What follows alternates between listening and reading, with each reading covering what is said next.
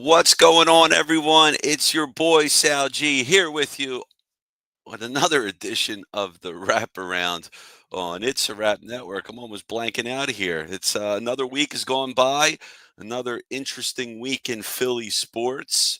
Shout out to the State Penn. That's right, the Penn State Nittany Lions mollywopped Southern Methodist University, the Mustangs, 38 to 10.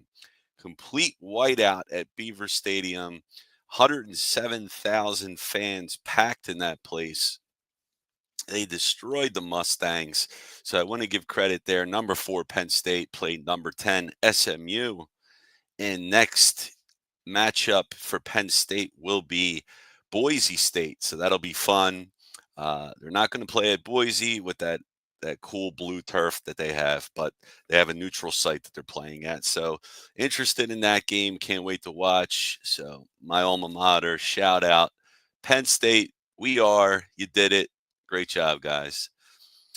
And what we got to talk about here? A lot to say. A lot to say.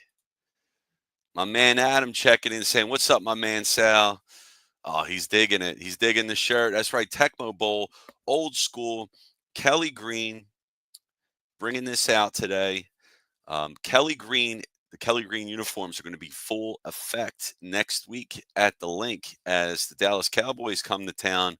So the Eagles going to be rocking that Kelly Green. It'll be nice to lock up the NFC East at home wearing those jerseys. It'll be very special. So special to me, and also beating those Cowboys. 4th and inches. I remember that. It's a childhood, one of my earliest memories of watching, really taking in a football game was that 4th and inches at the Vet versus the Cowboys. Eagles stuffing Emmitt Smith not once, but twice. 4th and inches to get the win, seal the deal. That's right. Adam's saying the Flyers are playing the Penguins right now, and the Sixers are playing Spurs. So, Philly sports fans, you got some action tonight to go through. Are you going to do multi-view, double screens? How do you guys do it? A laptop, your iPad? You know, some of you guys got 2 TVs in the room. I'm not a baller like that. Normally, I just with YouTube TV, I could just multi-view. If I wanted to pull up 2 games, it lets you do that. So that's pretty cool. So I might do that after this. But yeah, unfortunately, the Eagles couldn't wrap up the NFC East yesterday, and they had a chance to do so. They were at Washington. Tough place. You know, the Commanders are a very good team, and it's a tough place to play.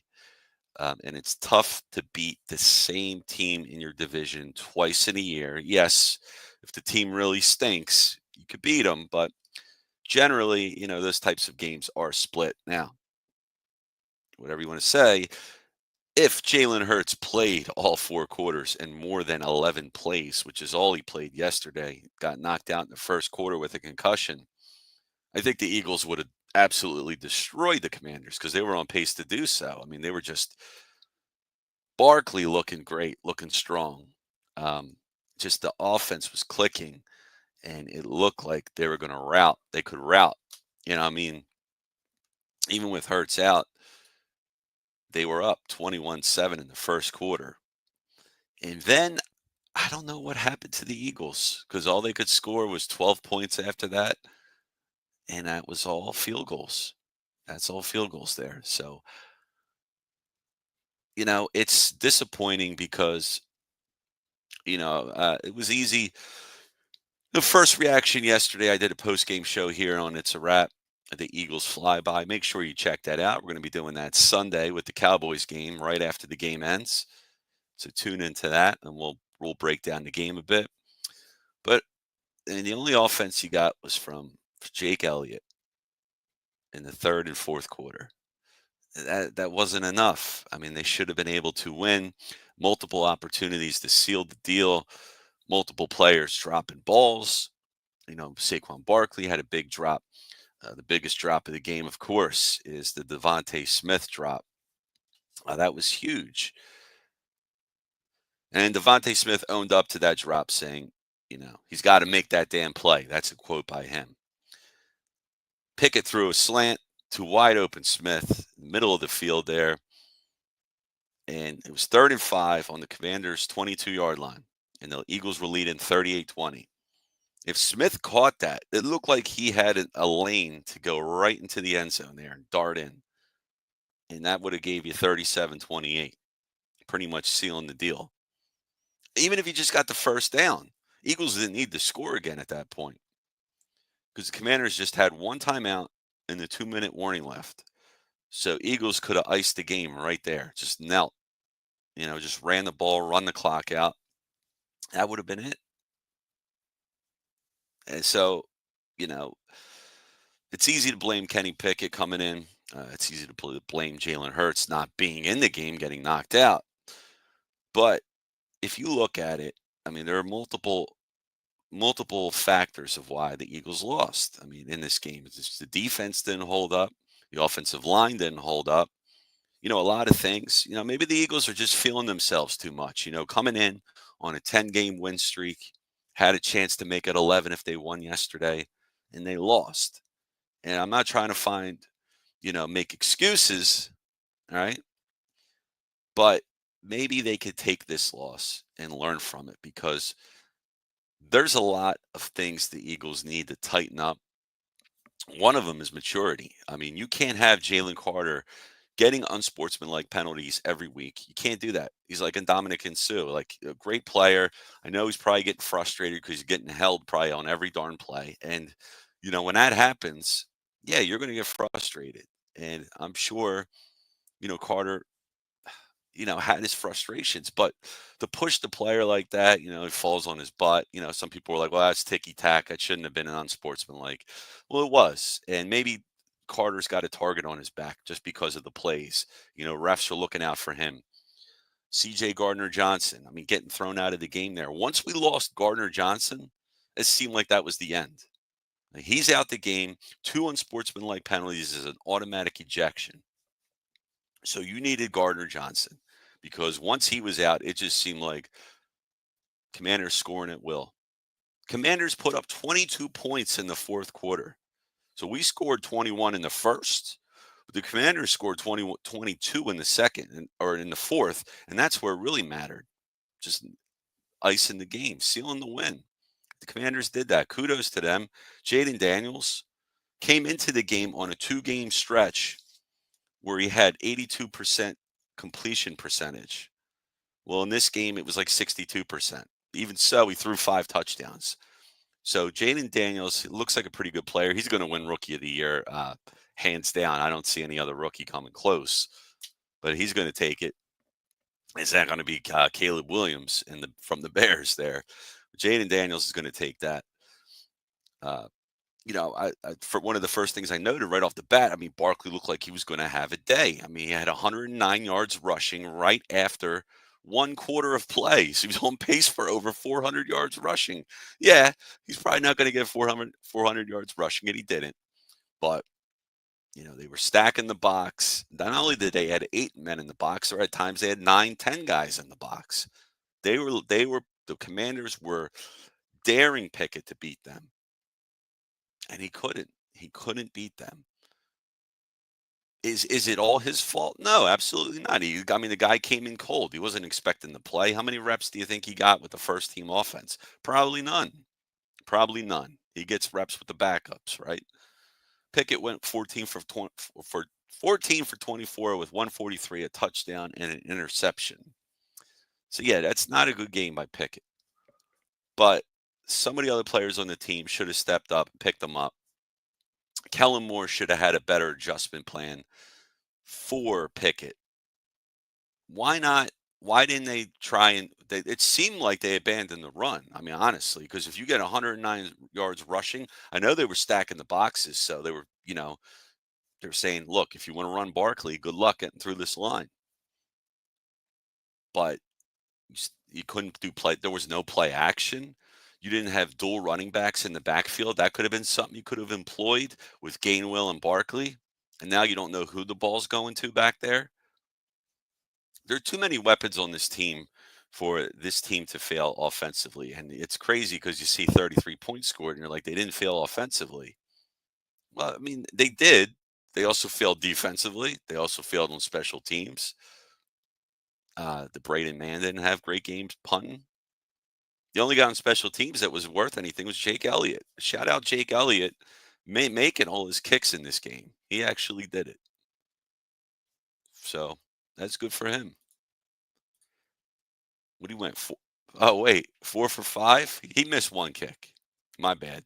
He went 4 for 5 though, but he hit a 50-yarder and got all his extra points.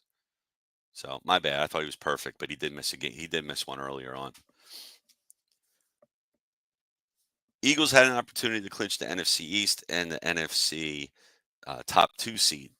Well, they still have an opportunity to get the East next week. Win against the Cowboys or a Commanders loss will give the Eagles the NFC East.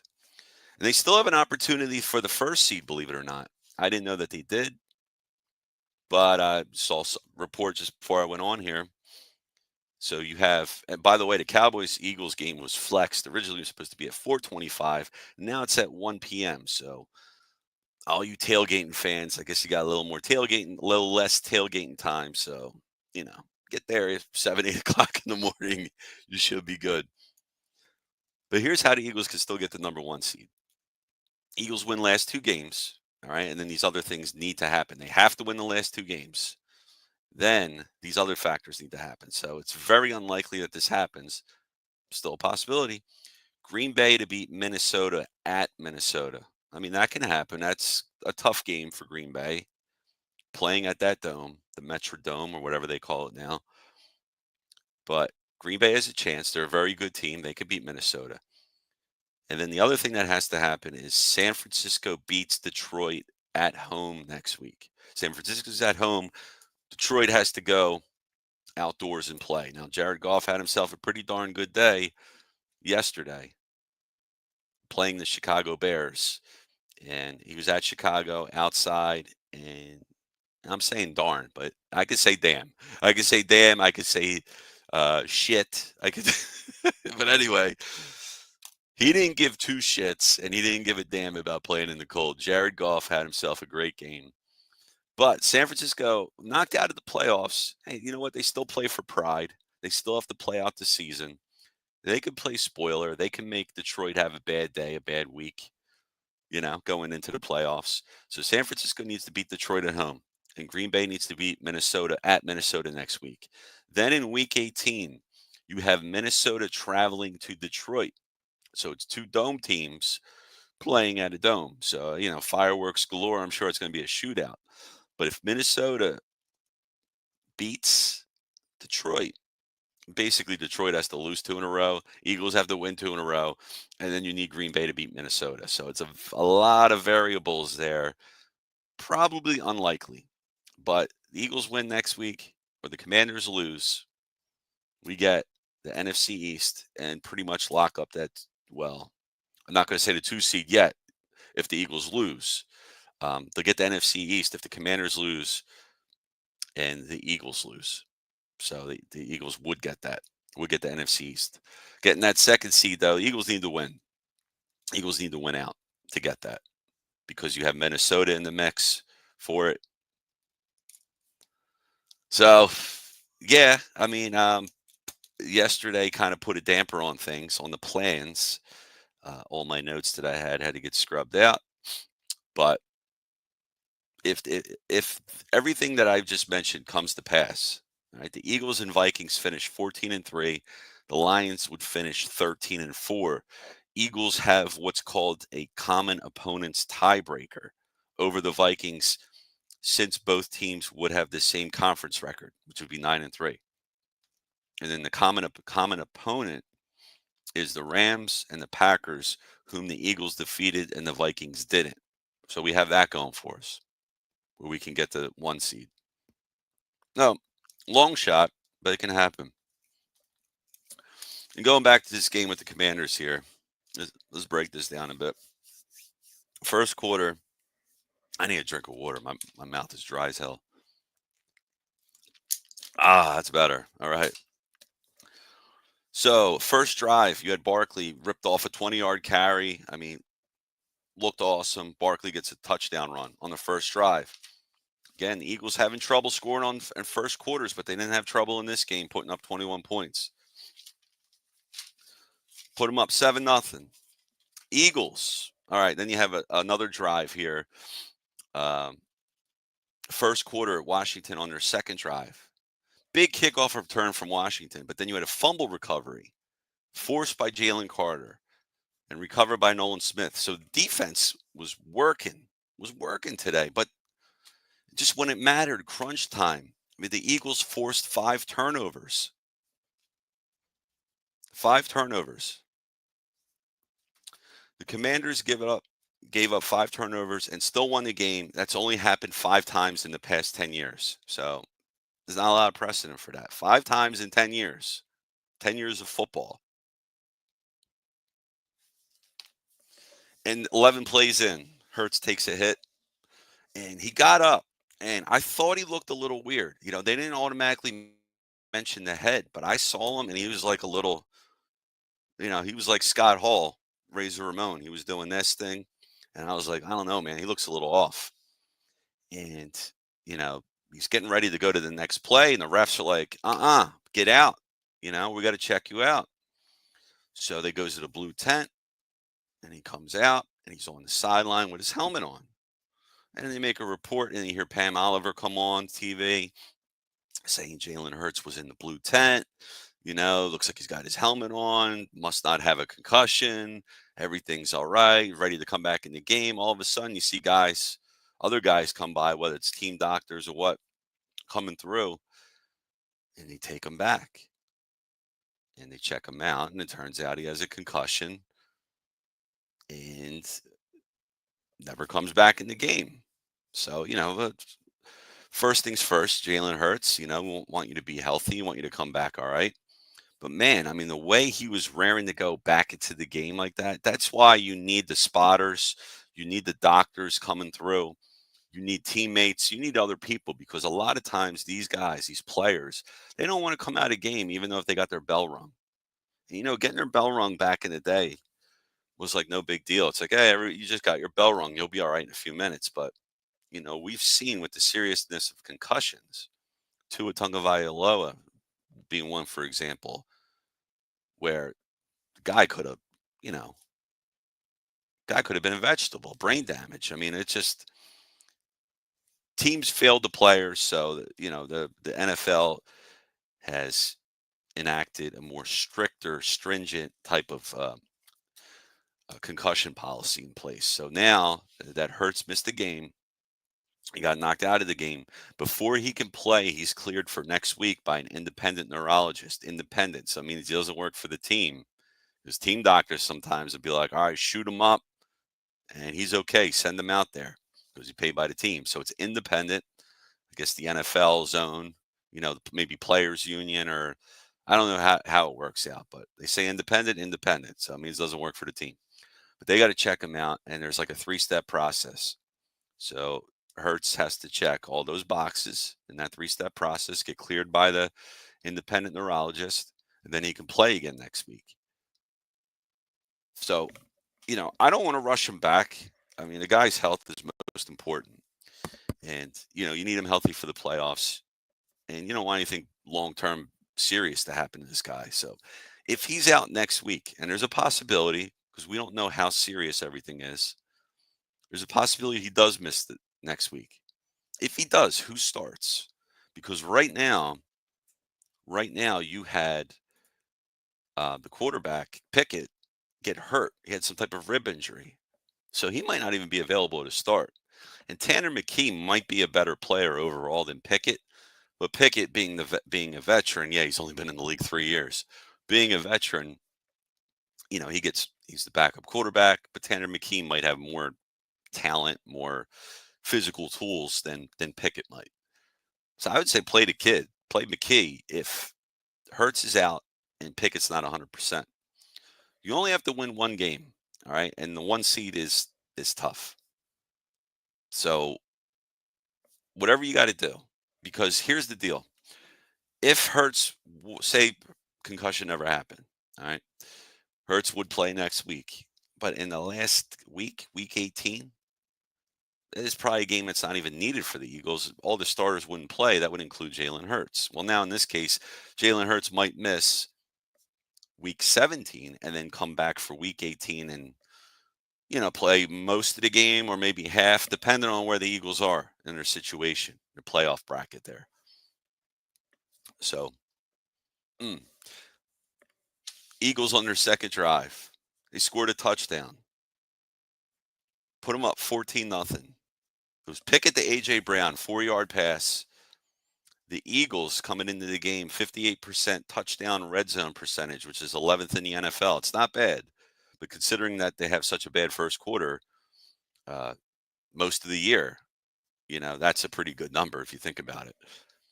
But in this game, they got 2 scores in the first.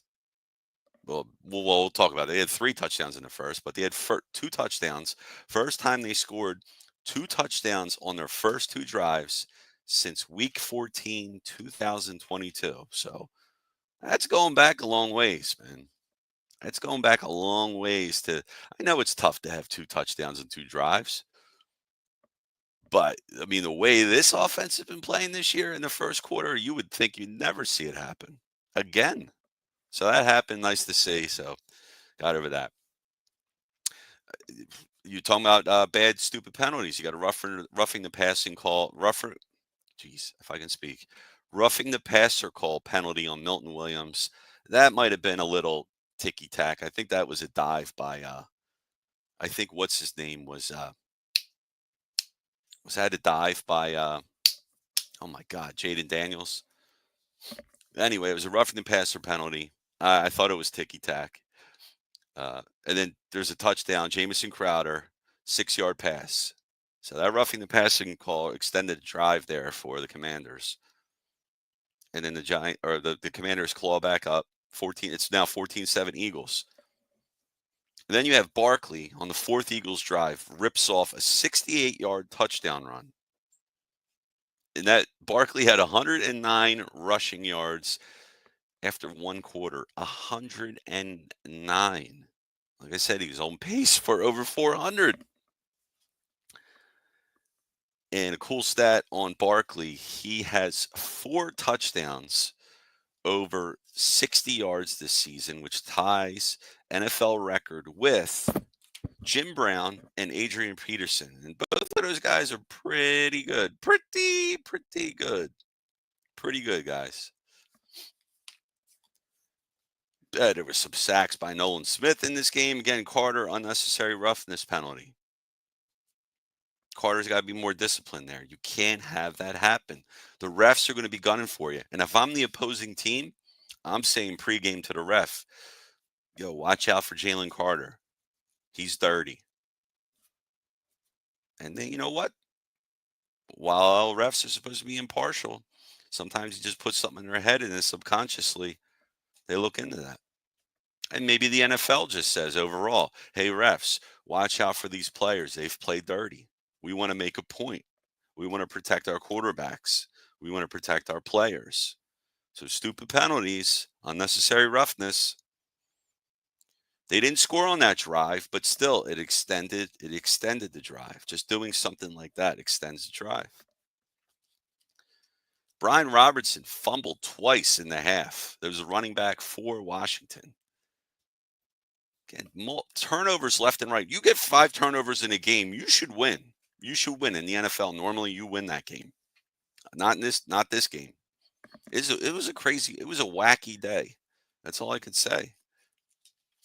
A.J. Brown had an awesome play on an underthrown ball by Pickett. I mean, Pickett was just dialed into A.J. Brown. I mean, he's the number 1 receiver, and that was his first look, and a lot of times his only look. So, I wasn't expecting Pickett to set the world on fire here. All right. And I'm not bashing him, but, he didn't really go through progressions. It didn't seem like there were many checkdowns.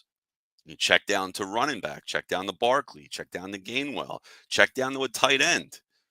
Do you know only 4 receivers were targeted in this game? A.J. Brown was targeted 15 times.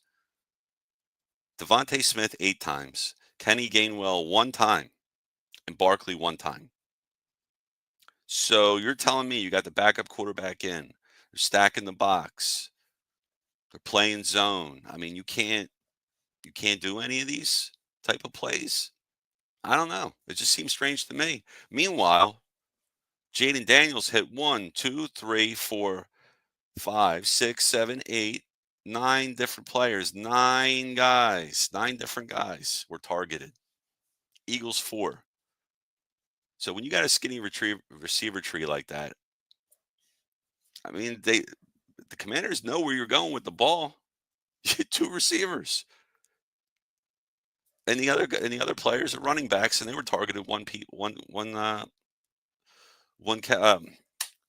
pass each. I can't talk. It's Monday. I got a I got a case of the Mondays. No, Terry McLaurin, and there was a couple on this drive, the 6 Washington drive. It was a 96-yard drive. Daniels was throwing YOLO balls. He threw multiple deep balls in this game, in the game, but on that drive in particular, there were 2, and he hit Terry McLaurin, Scary Terry, for a 32-yard touchdown. Terrible. One of the interceptions, or one of the turnovers the Eagles got, was by C.J. Gardner-Johnson. Before he got thrown out of the game, he had an interception. He was a big reason why we lost, him not being in the game. Devontae Smith, yeah, that's the one play that sticks out. But Gardner-Johnson leaving that game, I feel the whole dynamic of the defense changed. Totally. So Jake Elliott, the field goal he missed was a 56-yarder. I give him a pass on that. That's long. He did hit a 50. But your halftime stats. Pickett didn't look bad for a half. 8 for 11 for 84 yards, a touchdown, and an interception. Jaden Daniels was 8 for 15 with 108, 2 touchdowns and 1 interception. And then Daniels also had 5 rushes for 32 yards. And A.J. Brown had 74 receiving yards and a touchdown on 6 catches. Devontae Smith was 3 catches for 21 yards.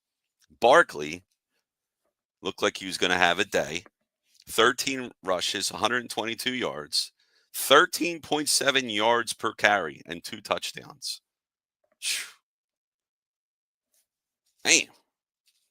And then third quarter, well, Eagles scored just a field goal, 24-14. You got another fumble recovery, another turnover by Washington. Nolan Smith recovers. Zach Baun, pay the man his money. Pay this guy. And then on that drive, CJ was also ejected. 2 personal fouls.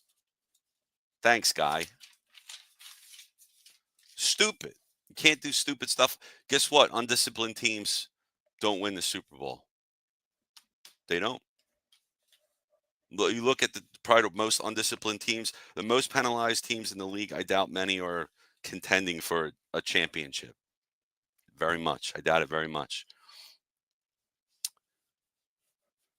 You had the 11th Philadelphia drive.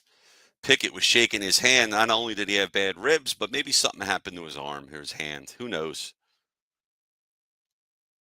Pickett, I did note that Pickett almost killed A.J. Brown on the end zone pass where there was the corner and the safety. A.J. missed the ball, missed the catch, and then the safety came over the middle and just walloped A.J. there. Lucky he didn't die. Third PI penalty for Washington in the half. Not only did Washington have turnovers, but they had a crap ton of penalties. Terrible. So all these opportunities the Eagles had, all they had was field goals. That's it. And you let Washington come back into the game. And Jaden Daniels can run. Washington touchdown. You know what? One thing I noticed here, we don't have a number 3 receiver. Where's Jahan Dotson? Me and Mike Laura were talking about that yesterday on the postgame show. Where's Jahan Dotson, your number 3 receiver that you spent a 3rd-round pick on? And you know who you got him from? The Commanders. And you know who the Commanders' number 3 receiver is? Amadeus Zaccheaus. Remember that guy? He was on our team. He was our number 3 or number 4 receiver, or number 5. Ex-Eagle. He had 2 touchdowns in this game. That was his first. 4 yards. All I'm seeing, punt, punt. Made it a 27-21 game. Washington's next drive. Another touchdown by Zacchaeus. You know what your stupid penalty was here? Too many men on the field. Darius Slay. Come on, bro. Darius Slay goes off the field, and there's nobody on that side of the field. Blown coverage. And they get a touchdown out of it. 28-27 lead now for Washington. And then the Eagles' next drive, they get a field goal by Elliott, puts them up 30-28.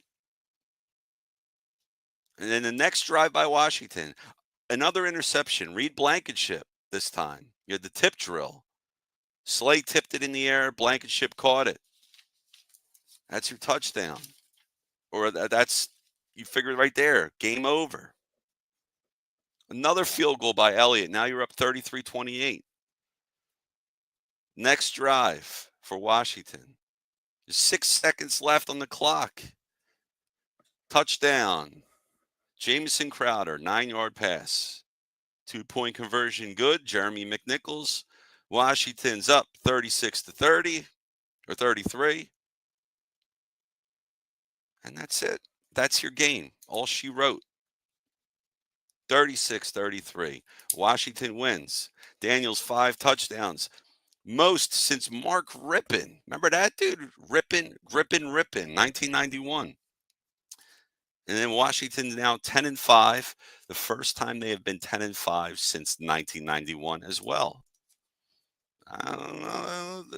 They're a pretty good team, the Commanders, you know? Yeah, the Giants stink. Dallas isn't good. The Commanders are pretty darn good.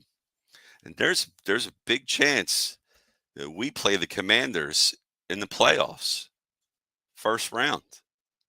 That's our matchup. And we get to play them at home because we'll have the division. So I'm confident about that. And you got that one loss out of the way, playing divisional opponents. So I guess I'm cool with that too. Let's see. Check out some things here. Some comments. Adam says, hopefully Hurts comes back Sunday. Game got flexed. Yep. Show Josh Harris on the sidelines. How do you own the Sixers and the Commanders? He isn't no sports fan. It's probably not, Adam. He's just a businessman, guy with billions of dollars, and he's just buying sports teams. So good for that guy. I don't like him. He should have bought another Philly sports team. Adam's saying, I guess the Eagles medical staff cleared Hurts, but the NFL doctors didn't let him come back in. I mean, that's a problem. That's a problem if the Eagles guys cleared him. It should have went down the field more and took some more shots. I mean, they could have did a lot of different things. It just seems like whatever they were doing was dumbed down, basic, vanilla offense. That's what it seemed like to me. Taco Trio. How's it going? He says. Tacho. Sorry if I'm saying your name wrong there, buddy. I think it's Tacho. Since Jalen Hurts' injury, do you think that the Eagles will need to rely on the run game against the Cowboys on Sunday? I mean, they should. If Hurts doesn't play, or if he does, whether he does or he doesn't play, Barkley should be running the football. Feed him. You know, he had 29 carries in this game, but he should have had more. This is a game where you feed the guy 40 times. They should have. They should have did play action, but they should rely on the run game. You don't just have Saquon Barkley. You got Kenneth Gainwell, who's a decent player. He's pretty good, and he can catch too. That's it. Adam's saying it. Tanner McKee time. Woo! Thanks for the update, brother. Penguins leading the Flyers 2-1 in the first. All right, that's what I want to see. And everybody listening, please make sure you hit the like button. Please share and subscribe. Make that algorithm work for us and for you. Make sure we get all this great content to you and your friends. That's what we're trying to do here at It's a Wrap Sports. Before I go into our other sports here, I just wanted to. What am I doing? Oh man, the comments. All right, there we go. So I'm just checking here. Oh, so it's going now. Saquon Barkley's record now, right? He has a chance to get the record, and at this point I don't care about the record, and I'm thinking Saquon doesn't either. He needs to average 134 yards for the next two games. So he needs 268 yards to get 2,106. Do they rest him? Do they lean on him more? I would think you feed him a lot next week. You try and get that 200 piece with Saquon and make that last game a lot easier to obtain the record. That's what I would try and do. I would feed him Tacho. I would feed him. I would. Now, yeah, obviously winning is the most important thing, and I don't want to feed Barkley. I don't want to run them in the ground before the playoffs are over. I'm fine with running them in the ground if it takes you to whatchamacallit, takes you to the Super Bowl. You run them into the ground, you win a Super Bowl. Hey, that's what Barkley wanted to come here for anyway. He got his guaranteed money, gets a ring. And yeah, if he's not the same next year and the year after that, you don't care because you got a ring. You got what you wanted from him. And he got what he wanted from you guys, from the Eagles. So everybody's happy. Hurts, this is how important Jalen Hurts is to the Eagles. His career winning percentage before the Commanders game, 708 win percentage, 46-19 as a starter coming in Sunday. 46-19, a 708 win percentage. So Hurts wins. Hurts doesn't get, Hurts has his detractors. Hurts has his critics. Nick Sirianni has his critics. I was criticizing Nick before they went on this streak. But all Nick does is win too. I can't deny that. Numbers show it. Oh, my bad. I read that wrong, Adam. I was thinking the Flyers were leading. I'm an idiot. Fly, my boy Eric saying Flyers down 3-1. All right, 3-1. They're down 3-1. And the Penguins and I'm going to go to the Flyers now. There you go. We got talking Flyers. Let's go to the Flyers. The Penguins and the Flyers pretty much have an identical record coming in. Both hockey 500, 15-15. Flyers 4 overtime losses. Pittsburgh has 5 overtime losses, so pretty much identical. And I don't, Pittsburgh, they're not the same Pittsburgh they once were. I don't think they're winning no title this year. But man, I mean, I know we're in Pittsburgh, man. This is the sudden death game right here. Shout out to anybody who knows what I'm talking about. The Jean-Claude Van Damme movie where Van Damme fights Icy, the Pittsburgh Penguins mascot, and then dons hockey gear and it stops a goal, makes a save in the Stanley Cup. In the Stanley Cup Finals. Yeah, man. Nice. Shout out sudden death. All right, let's see. Flyers here. So the Flyers right now, 1-2 over the past week. Not so good. Not so good. Emil Andre got sent down. He caught the ire of John Tortorella. It's a little surprising, I guess, Emil Andre, because he's probably not the guy that deserves to get sent down, but maybe he's just sent down because Tortorella just wants him to grow more, play more in the NHL, get his game tightened up. But Andre's down. Also, who else got sent down? Sean Couturier came back today. I believe he came back. It said he will return to the lineup, so I believe he is playing. He missed the game against the Columbus Blue Jackets with a personal matter. So hopefully everything's good with him. But we need him. He is the captain, the heart and soul, right, of the team. And Sam Erson's supposed to be starting tonight. And I guess he's not having a good game so far after down 3-1. And that's a shame. We need to call up Tony Dick again, man. Call him up. Anthony Richard, call this dude up. Because I'll tell you what, he's one of your leaders in plus minus. I know the guy only played 7 games, but He had 4. He's at +4. And your leaders in plus minus, you know who leads? He was your number 2 on the team. Noah Cates is a +7, man. No, shout out to the third, fourth line there, man. I believe that's the fourth line, right? Noah Cates, Hathaway. I mean, she doing all right, man. And Paling, right? Or I'm getting confused. But anyway, Noah Cates, yeah, he's on the third or fourth line there. Noah Cates was 7 plus minus, man. He's been having a decent week. And Travis Konecny, man, he's the best player on the team right now at this moment.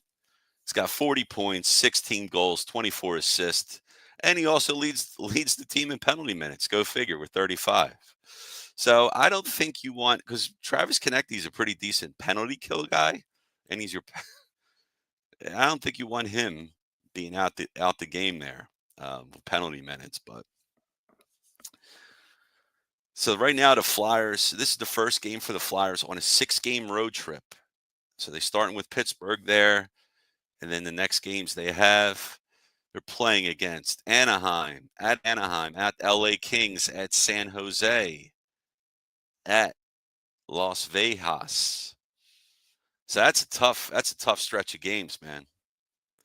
Tough stretch of games there. That's 5 games. And then to round out the trip, I didn't see who they're playing there. I don't have a full view of the calendar right now in front of me, but that's a tough stretch.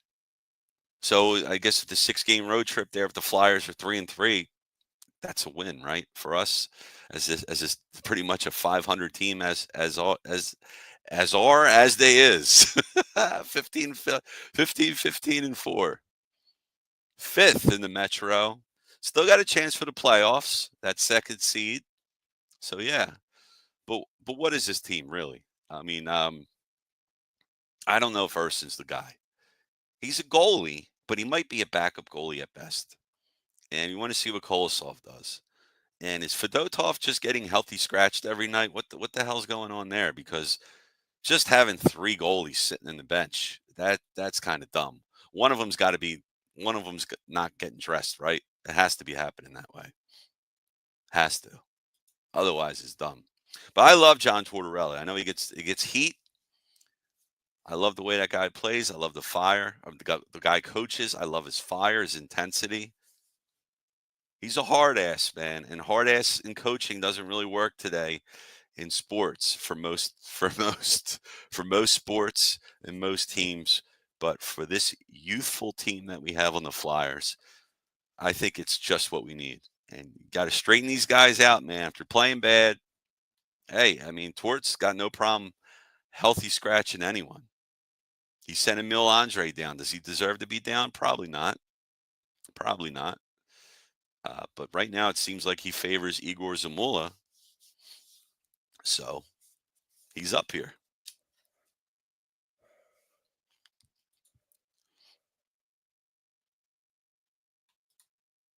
Yeah, my man Eric knows sudden death. Powers Booth, nowadays, right, instead of the helicopter coming down and crashing on the ice, now you're going to have a drone coming down, driven by Powers Booth. I'm just kidding. Everybody with the drones, PSA. Everything you see out there is in a drone. Are they out there? Sure, I bet. I never seen one yet, but I'm sure they are. But don't get any ideas about shooting them down, because chances are it's a manned aircraft, probably a commercial airplane, or even a small piloted aircraft, that a guy owns that he's flying around. Don't shoot at them. And on Christmas, definitely don't shoot, because that's Santa Claus and his reindeer coming to town. All right. So please do not shoot at Santa Claus thinking it's a drone. It's not. Urson is not playing good at all. And, Adam, I wonder too. I still wonder, is Fedotov up here because he's still hurt? He's not right. He's healthy enough to play, and maybe he's hurt, but he's not injured. And maybe they're worried that they're going to IR him. I don't know. But I think you could release Fedotov right now, or waive him. Nobody claims him, and then you could send him back down. I don't think you'd have an issue there. It's a Rap Sports Network, 4-1. Urson, what are you doing? Everybody tell me Flyers down 4-1. What are the Sixers doing? Because I'm about to jump into the Sixers. 4-1 Pens, baby. Had a Washington fan tell me today that Jaden Daniels is better than Hurts, and I said he is only a rookie. You can't say he's better than Hurts. You can't. Stop. Whoever tell, tell your fan he's wearing the maroon colored glasses. He's wrong. He's not better than Hurts. Look at Hurts' overall numbers, total touchdowns, winning percentage. Hey, it's possible Jaden Daniels ends up having a better career than Hurts overall. But no, I'm not ready to say Jaden Daniels is better than Jalen Hurts after 1 year. There's always the sophomore slump, too. So let's see how he plays next year once the league's seen him one time around. Let's see what happens then.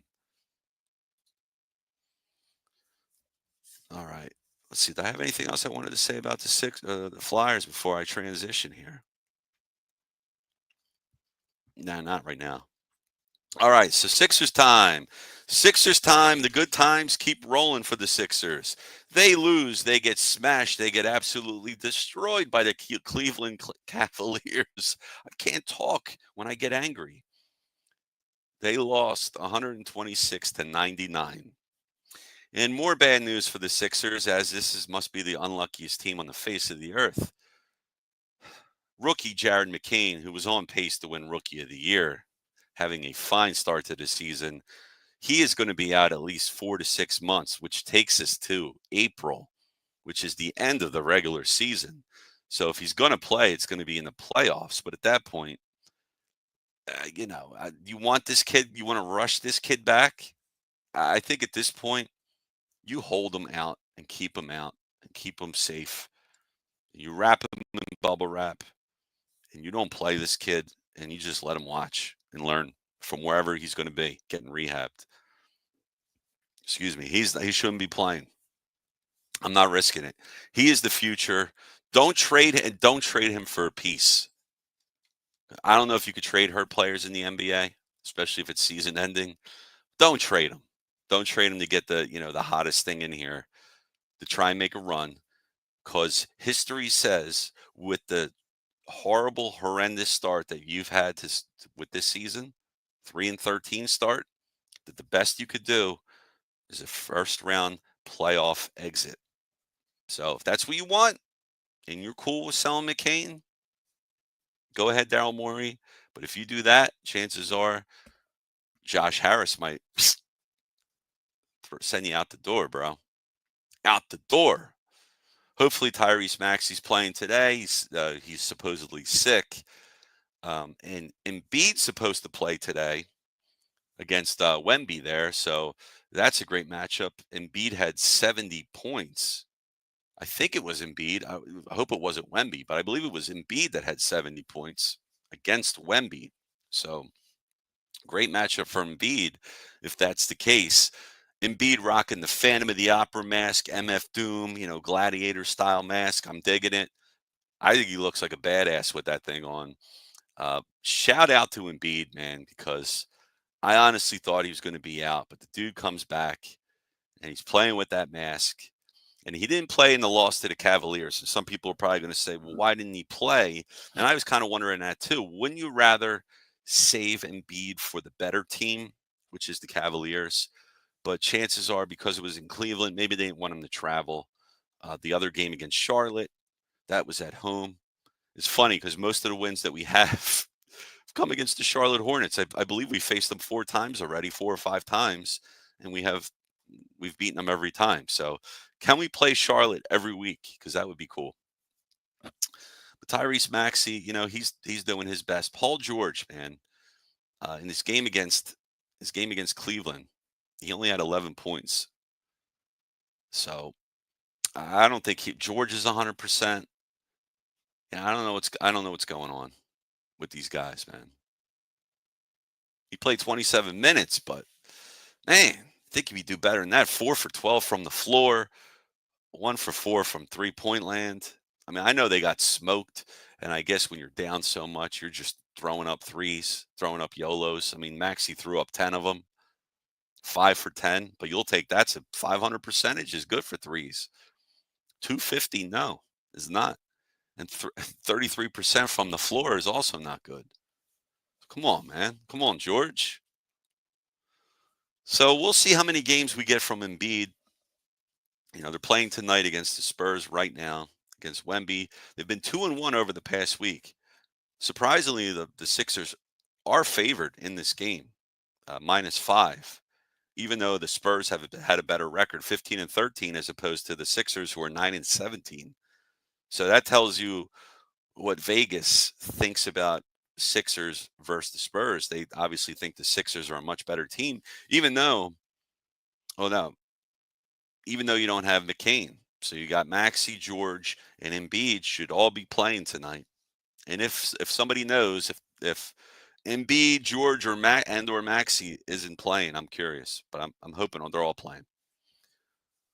So yeah, we lose Jared McCain, man. That's a big blow because he looked like, I mean, instead of the big three, looked like you had a big four going. And you add one more to the board, that's a hotel on your on your Monopoly Street, right? Four houses, then you go right to the hotel, man. Now you got big money, charging big rent. Oh my God, man. What we gonna do? You know what? I don't know. I don't want to get false hope with the Sixers. They play on Christmas, so I'll be tuning into that game just because Christmas basketball. But we'll see. I don't know what to expect from those guys. Oh, Adam saying Sixers winning 28-27. Adam says playoffs. You talking playoffs? Yeah, and Embiid is playing with the high mask. Is that what they call it? A high mask? Phantom of the Opera. Embiid got 9 points and Maxey has two. All right, Embiid, Maxey, and George. All right, they're all playing, so that's nice. And we're winning. Okay. All right. I'll be tuning into that game, the Flyers game, checking it all out. All right. All right, guys, to wrap this up. Well, we're talking Phillies. Phillies now. Phillies making some moves. I want to get everybody's opinion here about these moves and see what you're all thinking about them.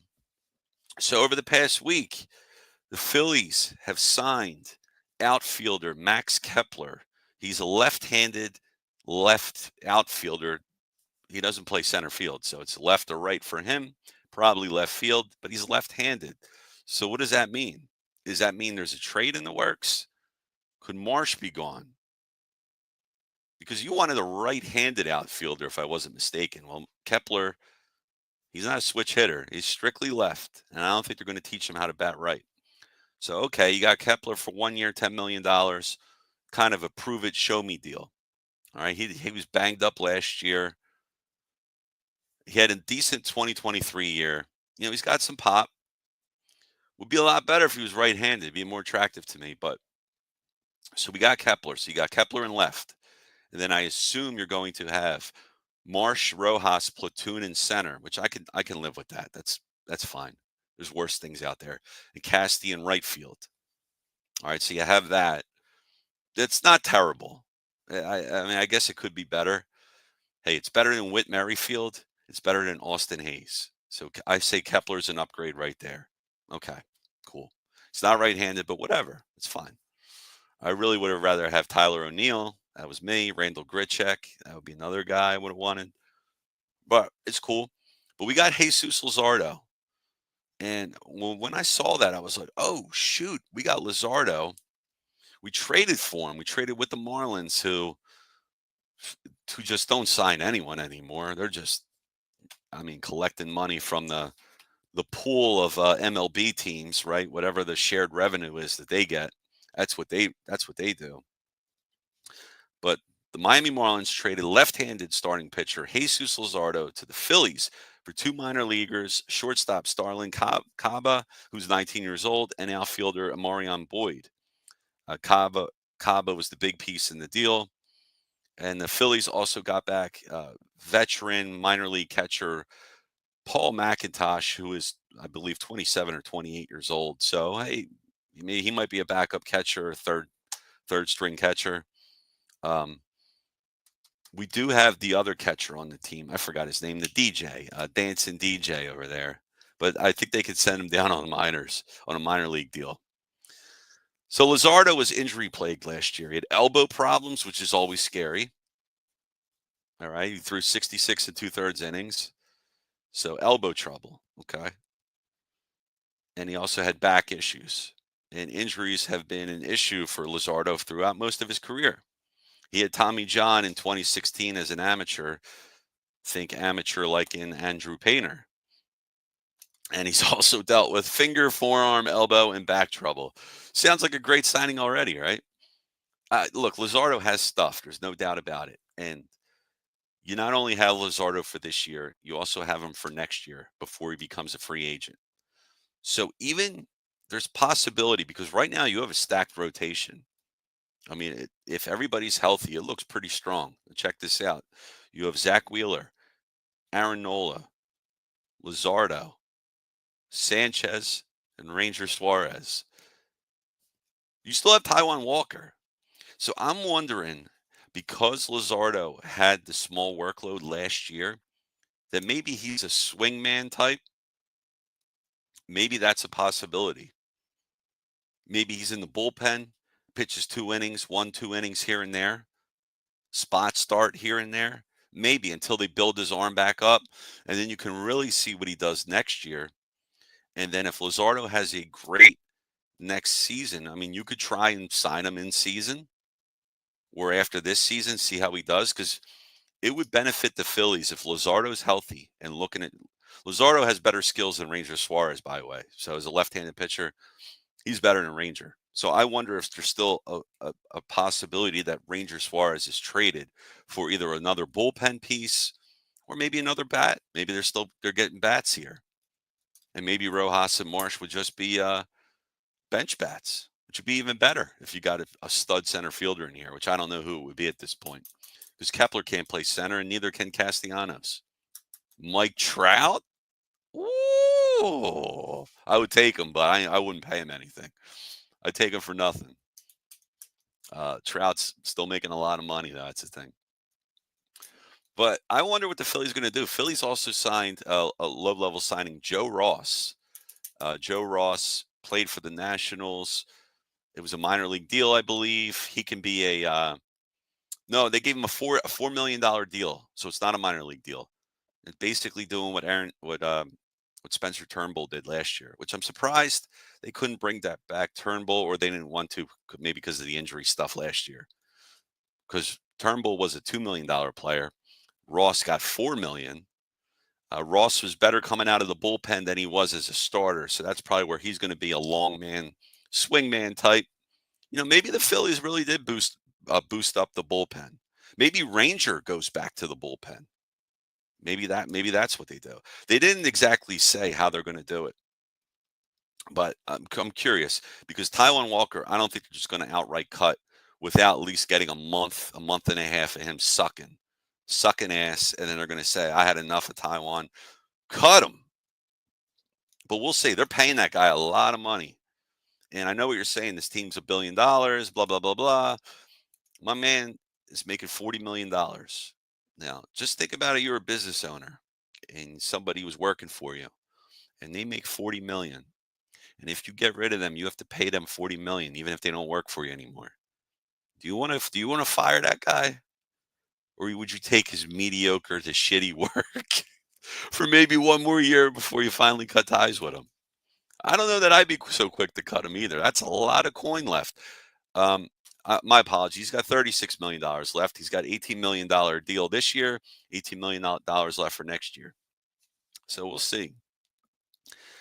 And, it's just with the offseason so far, it just seems like I like that they're at least doing moves, but they're not the Yankees, they're not the Mets, they're not the Dodgers. They're showing that right now because everybody that they've bought so far, Jordan Romano, Max Kepler, Jesus Luzardo, all seem to be high risk, high reward type of players. They're all coming off of injuries here. And the Phillies are hoping to maximize value, no doubt. If they maximize the value of every player they sign, yeah, they win. But if everything blows up in your face, Fan base might be real hot. They might riot. So we don't want that. I don't know. I'm still hoping there's some more moves. Still talking about it.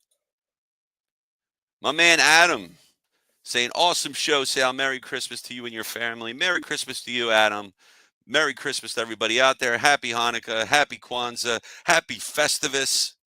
I got problems with a lot of you people, and now you're going to hear it. That's what I should have got into, the Festivus rant. I forgot all about that. Yeah, happy holidays to everybody, man. And even the Grinch, man. Matty B. Happy holidays, buddy. Merry Christmas. You mean one, Mr. Grinch. You really are a heel. There you go. I could think you didn't know I could sing that, huh? Yes, I can. Yes, I can. I can do that whole song. Stubbs, Garrett Stubbs, Stubby, the backup number 2 catcher and the number 1 DJ in your hearts. Yeah, Adam, I like Marshawn better too, man. And Stubbs to go down. I agree.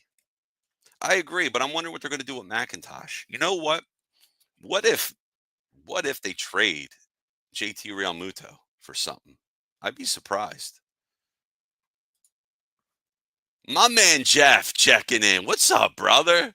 He says, did I miss you talking about your semifinal fantasy win? I wasn't doing it, Jeff, but now that you're on here, I'll rub it in.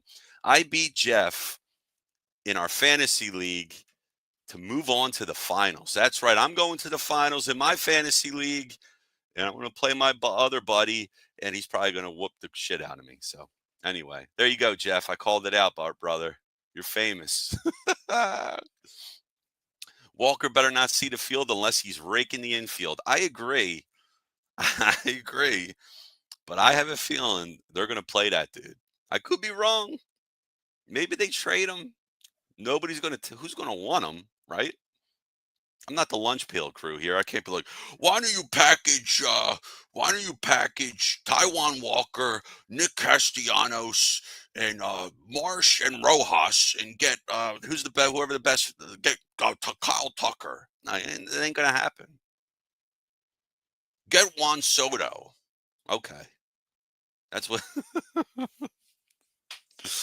All right.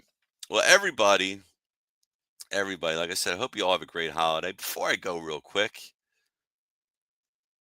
any and all excuses I brought up tonight came courtesy of Big Al's Excuse Emporium, established 2024 here on It's a Wrap Network. So, shout out to that sponsor there. My man Big Mike, who was with me yesterday on the Eagles post-game show, The Birds Fly By, he is going to join us. But he popped in yesterday to say hello. So anytime Mike wants to jump on, he's always welcome to come on the shows. You know that, brother. So welcome. Follow Mike Lauro at Mike Lauro Sports. And he should be working for us full time again in February. So look forward to that. And of course, you got Matty B with the nightly show Sunday through Thursday, 9 p.m. Eastern. Make sure you check that out. And a weekly show that Matty B has with Kyle Quinn, The Birds Blast. Check that out. I'm jumping the gun here. The Birds Fly By. Here you go. Make sure after the Eagles game you tune into this show. I'll be hosting, and you never know which guest I'm going to have with me. Could be me, could be Mike Lauro, could be Big Al. You never know. Check it out. And the Flyers clear the ice post-game show on It's a Wrap Sports. We got triple play with Matty B. He's going to go Monday tonight against the Penguins, Saturday against the Anaheim Ducks, and Sunday against the Los Angeles Kings. So make sure you tune into that. All right. Jeff saying, hopefully Phillies learn a lesson from the Howard Utley Rollins years and don't hold on to guys too long. Trading Realmuto wouldn't be the worst. It wouldn't. And I honestly, Jeff, this is Realmuto's last year, and he's fading. He's going downhill at this point. I wouldn't have a problem with getting rid of him. I really wouldn't. I love the guy. I think he's great. He can handle the pitching staff with the best of them. He's not that offensive force he once was. So, I heard talks that they might extend him. I don't know if you want to extend him. Schwarber's in the last year of his deal. He's a guy I definitely want to extend. I think they should sign Schwarbs to a 3-year deal. And after that 3-year deal's up, Schwarber retires with the Phillies and becomes a coach with us. That's my crystal ball for Kyle Schwarbs. I hope they re-sign him. 3-year deal. Let's do it. Make it happen. And then he'll be our coach because he's the man. All right, guys, everybody, appreciate you checking in. Have a great holiday, everyone. We'll talk to you next time. Take care, everyone. Peace. I've